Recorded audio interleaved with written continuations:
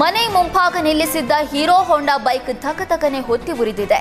ಶಿವಮೊಗ್ಗ ತಾಲೂಕಿನ ಕಾಚಿನಕಟ್ಟೆ ಗ್ರಾಮದಲ್ಲಿ ಘಟನೆ ನಡೆದಿದೆ. ಕೃಷಿಕ ಓಂಕಾರಪ್ಪಗೆ ಸೇರಿದ ಬೈಕ್ ಬೆಂಕಿಗೆ ಆಹುತಿಯಾಗಿದೆ. ರಾತ್ರಿ ಮನೆಯ ಹೊರಭಾಗದಲ್ಲಿ ಭಾರಿ ಪ್ರಮಾಣದ ಹೊಗೆ ಬರ್ತಾ ಇರೋದನ್ನ ಗಮನಿಸಿದ ಓಂಕಾರಪ್ಪನವರು ಹೊರಬಂದು ಗಮನಿಸಿದಾಗ ಬೈಕ್ ಬೆಂಕಿಯಿಂದ ಹೊತ್ತಿ ಉರಿತಾ ಇರುವಂತದ್ದು ಕಂಡುಬಂದಿದೆ. ತಕ್ಷಣವೇ ಬೆಂಕಿಯನ್ನು ನಂದಿಸಿದ್ದಾರೆ. ಯಾರೋ ಕಿಡಿಗೇಡಿಗಳು ಪೆಟ್ರೋಲ್ ಸುರಿದು ಬೈಕ್ಗೆ ಬೆಂಕಿ ಹಚ್ಚಿ ಪರಾರಿಯಾಗಿದ್ದಾರೆ.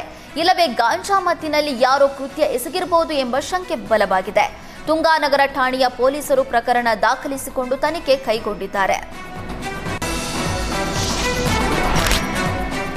ರಾಜ್ಯದಲ್ಲಿ ಅಂಗಾಂಗ ದಾನಕ್ಕೆ ಹೆಚ್ಚಿನ ಒತ್ತು ನೀಡುವ ನಿಟ್ಟಿನಲ್ಲಿ ಕಾವೇರಿ ಆಸ್ಪತ್ರೆ ಜಾಗೃತಿ ಮೂಡಿಸ್ತಾ ಇದೆ. ಈಗಾಗಲೇ ಹೃದಯ ಕಸಿಗೆ ಸಿದ್ಧತೆ ಹಾಗೂ ರಾಜ್ಯಾದ್ಯಂತ ಅಂಗಾಂಗ ದಾನ ಅಭಿಯಾನಕ್ಕೆ ಚಾಲನೆ ನೀಡಿದ್ದು, ಆಸ್ಪತ್ರೆಯಿಂದ 760ಕ್ಕೂ ಹೆಚ್ಚು ಅಂಗಾಂಗ ಕಸಿ ಶಸ್ತ್ರಚಿಕಿತ್ಸೆ ಮಾಡುವ ಮೂಲಕ ಯಶಸ್ವಿಯಾಗಿದೆ. ಎಲೆಕ್ಟ್ರಾನಿಕ್ ಸಿಟಿಯಲ್ಲಿನ ಕಾವೇರಿ ಆಸ್ಪತ್ರೆ ವತಿಯಿಂದ 52 ಮೂತ್ರಪಿಂಡ ಮತ್ತು 11 ಯಕೃತ್ತು ಕಸಿ ಸೇರಿದಂತೆ 64 ಯಶಸ್ವಿ ಕಸಿಗಳನ್ನು ನಡೆಸಲಾಗಿದೆ. ಚಿತ್ರದುರ್ಗದ ಮುರುಘಾಸ್ವಾಮಿ ವಿರುದ್ಧದ ಪೋಕ್ಸೋ ಪ್ರಕರಣದ ವಿಚಾರಣೆಯನ್ನ 2ನೇ ಅಪರ ಜಿಲ್ಲಾ ಮತ್ತು ಸತ್ರ ನ್ಯಾಯಾಲಯ ಆಗಸ್ಟ್ 1ಕ್ಕೆ ಮುಂದೂಡಿದೆ. ಮುರುಘಾ ಮಠದ ಮಾಜಿ ಆಡಳಿತಾಧಿಕಾರಿ ಹಾಗೂ ಮಾಜಿ ಶಾಸಕ ಬಸವರಾಜನ್ ವಿರುದ್ಧ A1 ಮುರುಘಾಶ್ರೀ ಕೋರ್ಟ್ ಎದುರು ಹೇಳಿಕೆ ದಾಖಲಿಸುವಾಗ ಷಡ್ಯಂತ್ರ ಆರೋಪ ಮಾಡಿದ್ದ ಹಿನ್ನೆಲೆಯಲ್ಲಿ ಬಸವರಾಜನ್ ಹೇಳಿಕೆ ದಾಖಲಿಸುವುದಕ್ಕೆ ಸರ್ಕಾರಿ ವಕೀಲ ಜಗದೀಶ್ ಕೋರಿದ್ದ ಮನವಿ ತಿರಸ್ಕಾರಗೊಂಡಿದೆ. ಹೀಗಾಗಿ ಸರ್ಕಾರಿ ವಕೀಲ ಜಗದೀಶ್ ಅವರು ಮೇಲ್ಮನವಿ ಸಲ್ಲಿಸುವುದಕ್ಕೆ ಅವಕಾಶ ಕೋರಿದ್ದು, ಮುರುಘಾಶ್ರೀ ಕೇಸ್ ವಿಚಾರಣೆಯನ್ನ ಆಗಸ್ಟ್ 1ಕ್ಕೆ ನ್ಯಾಯಾಲಯ ಮುಂದೂಡಿದೆ.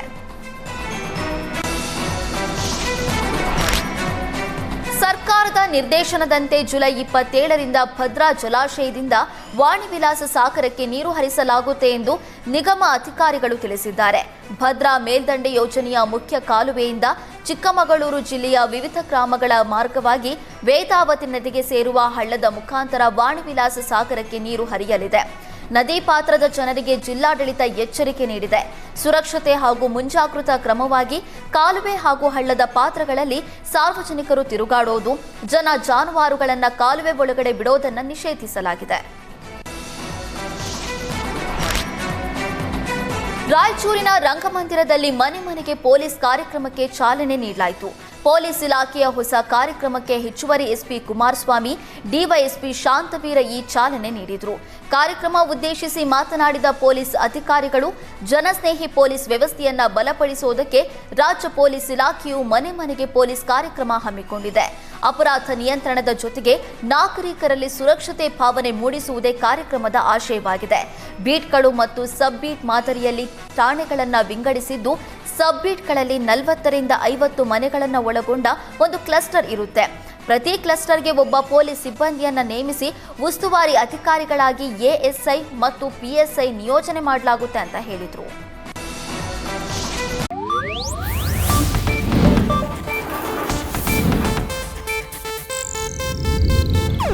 ಇದು ಏಷ್ಯಾನೆಟ್ ನ್ಯೂಸ್ ನೆಟ್ವರ್ಕ್ ಪ್ರಸ್ತುತಿ.